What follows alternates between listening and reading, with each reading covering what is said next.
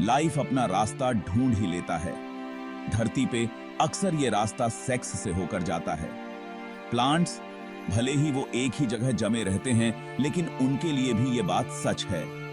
Flowering plants अपनी सारी variety के साथ एक कमाल का प्रोसेस इवॉल्व कर चुके हैं। सेक्सुअल रिप्रोडक्शन, पॉलन और पिस्टल्स का ये इंट्रिकेट डांस उनकी लिनिएज को आगे बढ़ाता है। ये कहानी है अट्रैक्शन की, फर्टिलाइजेशन की और नई लाइफ को क्रिएट करने की। भूल जाओ बर्ड्स और बीज के बारे में जो तुम जानते हो।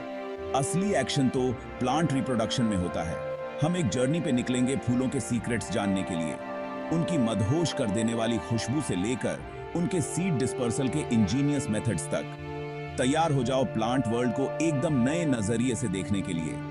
ये सिर्फ बॉटनी नहीं है, ये उन फंडामेंटल फोर्सेस को समझने के बारे में है जो हमारे प्लेनेट पे लाइफ को चलाती हैं। तो बकल अप कर लो फेलो एक्सप्लोरर्स, क्योंकि हम डाइविंग करने वाले हैं फ्लावरिंग प्लांट्स के fascinating world of sexual reproduction में। फ्लावर्स सिर्फ सुंदर चेहरे नहीं होते, वो प्लांट वर्ल्ड के रिप्रोडक्टिव पावर हाउसेस होते हैं। उनकी खूबसूरती पॉलिनेटर्स को अट्रैक्ट करने की एक चालाक एवोल्यूशनरी स्ट्रेटजी है। लेकिन पेटल्स के नीचे स्ट्रक्चर्स का एक कॉम्प्लेक्स अरेंजमेंट होता है। हर एक रिप्रोडक्शन प्रोसेस में अपना क्रूशियल रोल निभाता है। फूल के बीचों बीच होता है पिस्टल, जो कि फीमेल रिप्रोडक्टिव ऑर्गन होता है। इसमें स्टिग्मा, स्टाइल और ओवरी होते हैं। स्टिग्मा पोलन के लिए स्टिकी लैंडिंग पैड होता है, जबकि स्टाइल ओवरी तक एक रास्ता बनाता है, जहां ओव्यूल्स होते हैं जिनमें फीमेल गैमेट्स होते हैं। पिस्टल के आसपास होते हैं स्टेमेन्स, जो कि मेल रिप्रोडक्टिव ऑर्गन्स होते हैं। हर स्टेमन में एक फिलामेंट होता है जिसके ऊपर एंथर होता है। एंथर पोलन ग्रेन्स प्रोड्यूस करता है, जिनमें मेल गैमेट्स होते हैं। कुछ फूल बाइसेक्सुअल होते हैं, जिनमें मेल और फीमेल दोनों रिप्रोडक्टिव ऑर्गन्स होते हैं। बाकी यूनिसेक्सुअल होते हैं, जिनमें या तो मेल स्ट्रक्चर्स होते हैं या फीमेल। इस फ्लोरल एनाटॉमी को समझना प्लांट रिप्रोडक्शन के मिस्ट्रीज को सुलझाने के लिए बहुत जरूरी है। यह बिल्कुल किसी फैक्ट्री के लेआउट को समझने जैसा है, प्रोडक्शन लाइन को एक्शन में देखने से पहले। तो चलो डाइव करते हैं उन फैसिनेटिंग प्रोसेसेस में जो इन फ्लोरल फैक्ट्रीज के अंदर होते हैं। प्लांट रिप्रोडक्शन का जर्नी गैमेट्स के फॉर्मेशन से शुरू होता है। प्लांट वर्ल्ड के स्पर्म और एग सेल्स, ये सेल्स माइक्रोस्कोपिक होते हुए भी जीवन के चक्र को आगे बढ़ाने में महत्वपूर्ण भूमिका निभाते हैं। एंथर्स के अंदर माइक्रोस्पोरोजेनेसिस नाम का प्रोसेस होता है। यह प्रोसेस पॉलन ग्रेन्स के फॉर्मेशन का पहला कदम है। Diploid microspore mother cells meiosis से गुजरते हैं, एक तरह का सेल डिवीजन जो क्रोमोसोम नंबर को आधा कर देता है। मायोसिस जेनेटिक डाइवर्सिटी को बढ़ावा देने में भी मदद करता है। इससे हैप्लॉइड माइक्रोस्पोर्स बनते हैं। ये माइक्रोस्पोर्स आगे चलकर पॉलन ग्रेन्स में डेवलप होते हैं। फिर हर माइक्रोस्पोर एक पॉलन ग्रेन में डेवलप होता है, जिसमें मेल गैमेट होता है। पॉलन ग्रेन्स प्लांट रिप्रोडक्शन के लिए एसेंशियल हैं। इसी दौरान ओवरी के अंदर मेगास्पोरोजेनेसिस नाम का एक ऐसा ही प्रोसेस होता है। यह प्रोसेस फीमेल गैमेट्स के फॉर्मेशन का आधार है। एक diploid megaspore mother cell meiosis से गुजरता है, जिससे 4 हैप्लॉइड मेगास्पोर्स बनते हैं। ये मेगास्पोर्स ओवरी के अंदर ही डेवलप होते हैं। इनमें से सिर्फ एक मेगास्पोर बचता है, जो एम्ब्रियो सैक में डेवलप होता है, जिसमें फीमेल गैमेट या एग सेल होता है। यह एग सेल फर्टिलाइजेशन के लिए तैयार होता है। गैमेट्स बनने के बाद अब बारी है पॉलन की अपने उस खतरनाक सफर पर निकलने की, एग सेल तक पहुंचने के लिए। यह सफर कई चैलेंजेस से भरा होता है। यहीं पर पॉलिनेशन का काम शुरू होता है। पॉलिनेशन प्लांट रिप्रोडक्शन का एक क्रूशियल स्टेप है। प्लांट्स ने पॉलिनेशन के लिए कई तरह के स्ट्रैटेजीज इवॉल्व किए हैं। हवा और पानी से डिस्पर्सल से लेकर जानवरों को अट्रैक्ट करके पॉलिनेशन करवाना। ये स्ट्रैटेजीज प्लांट स्पीसीज के सर्वाइवल के लिए वाइटल हैं। बीज, बटरफ्लाइज, बर्ड्स, यहां तक कि बैट्स भी फूलों के वाइब्रेंट कलर्स, मीठे नेक्टर और मदहोश कर देने वाली खुशबू की तरफ खींचे चले आते हैं। पॉलिनेटर्स प्लांट रिप्रोडक्शन में एक महत्वपूर्ण भूमिका निभाते हैं और जब ये एक फूल से दूसरे फूल पर जाते हैं तो अनजाने में ही अपने साथ पॉलन ग्रेन्स भी ले जाते हैं और फर्टिलाइजेशन में मदद करते हैं। इस तरह प्लांट रिप्रोडक्शन का यह इंट्रिकेट प्रोसेस पूरा होता है और जीवन का चक्र चलता रहता है। सेक्शन 4, डबल ट्रबल, अ फर्टिलाइजेशन फिएस्टा।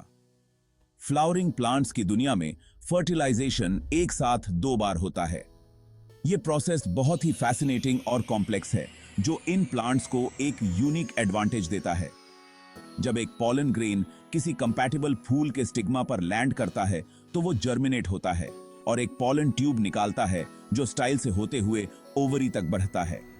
ये ट्यूब एक माइक्रोस्कोपिक टनल की तरह काम करता है।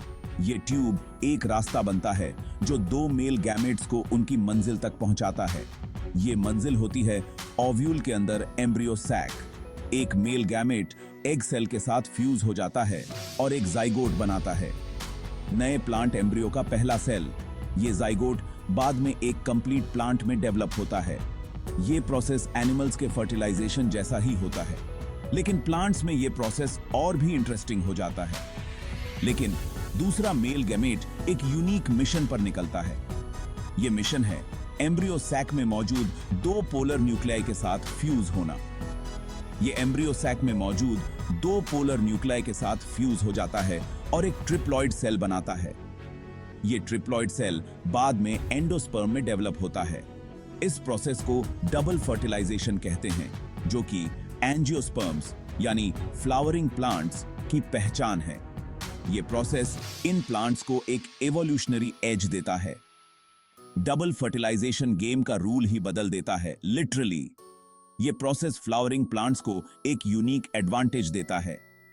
ट्रिप्लॉइड सेल एंडोस्पर्म में डेवलप होता है, एक न्यूट्रिएंट रिच टिश्यू जो डेवलपिंग एम्ब्रियो को पोषण देता है, बिल्कुल एक प्लेसेंटल मैमल की तरह। ये एंडोस्पर्म एम्ब्रियो के लिए एक रेडी फूड सप्लाई का काम करता है। ये इनोवेशन एंजियोस्पर्म्स को एक एज देता है, जिससे वो ऐसे सीड्स प्रोड्यूस कर पाते हैं जिनके पास खाने का रेडी सप्लाई होता है। ये सीड्स जर्मिनेशन के समय बहुत ही एडवांटेजस होते हैं। कोई आश्चर्य नहीं कि ये प्लैनेट के फ्लोरा पर राज करते हैं। इनकी अडेप्टेबिलिटी और एफिशिएंसी इन्हें सबसे सक्सेसफुल प्लांट ग्रुप बनाती है। Section 5, From Flower to Fruit, Seeds of Change.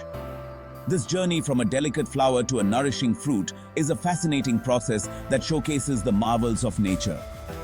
एक बार डबल फर्टिलाइजेशन हो जाने के बाद फूल एक रिमार्केबल ट्रांसफॉर्मेशन से गुजरता है। यह प्रक्रिया पौधे के जीवन चक्र का एक महत्वपूर्ण हिस्सा है। पेटल्स मुरझा जाते हैं और गिर जाते हैं, उनका काम पूरा हो चुका होता है। ये पेटल्स अब अपने न्यूट्रिएंट्स को वापस पौधे में भेज देते हैं। ओवरी, जो अब डेवलपिंग सीड के लिए एक बस्लिंग नर्सरी बन चुका है, फूलने लगता है और आखिरकार फ्रूट में डेवलप होता है। यह ओवरी अब एक सुरक्षित स्थान बन जाता है जहां बीज विकसित हो सकते हैं। फ्रूट सीड्स के लिए एक प्रोटेक्टिव वेसल का काम करता है और उनके डिस्पर्सल में मदद करता है। यह फ्रूट बीजों को बाहरी खतरों से बचाता है और उन्हें फैलने में मदद करता है। डेवलपिंग सीड के अंदर जाइगोट कई सेल डिवीजन से गुजरता है और एम्ब्रियो बनाता है। यह एम्ब्रियो पौधे के जीवन का प्रारंभिक रूप होता है। एम्ब्रियो एक प्लांट के बेसिक स्ट्रक्चर्स डेवलप करता है, एक रूडिमेंट्री रूट, शूट और एक या 2 कोटिलीडन्स जो एम्ब्रियोनिक लीव्स होते हैं जो न्यूट्रिएंट्स स्टोर करते हैं। ये स्ट्रक्चर्स पौधे के भविष्य के विकास के लिए महत्वपूर्ण होते हैं। इसी दौरान ट्रिप्लॉइड एंडोस्पर्म सेल तेजी से डिवाइड होता है और पेरेंट प्लांट से न्यूट्रिएंट्स एक्यूमुलेट करता है। यह एंडोस्पर्म बीज के विकास के लिए आवश्यक पोषक तत्वों को संग्रहित करता है। एंडोस्पर्म डेवलपिंग एम्ब्रियो के लिए एक जरूरी फूड सोर्स का काम करता है और उसे जर्मिनेट और ग्रो होने के लिए जरूरी एनर्जी देता है। यह बूगी की यह एंडोस्पर्म बीज के विकास के लिए ऊर्जा का मुख्य स्रोत होता है। फ्लावर से फ्रूट का यह ट्रांसफॉर्मेशन प्लांट रिप्रोडक्शन की पावर का सबूत है। यह प्रक्रिया पौधे की जीवन शक्ति और उसकी पुनरुत्पादन क्षमता को दर्शाती है। एक बार पॉलिनेशन की जगह फूल फ्रूट को रास्ता देता है, एक ऐसा वेसल जो अगली जनरेशन को अपने फ्लैशी या ड्राई वॉल्स के अंदर कैरी करता है। यह फ्रूट बीजों को सुरक्षित रखता है और उन्हें फैलने में मदद करता है। लेकिन कहानी यहीं खत्म नहीं होती, यह सिर्फ एक शुरुआत है। अब सीड्स को अपने लिए एक सूटेबल जगह ढूंढनी होती है जहां वो जर्मिनेट हो सकें और ग्रो कर सकें। यह जर्मिनेशन प्रक्रिया पौधे के जीवन चक्र का एक नया अध्याय शुरू करती है।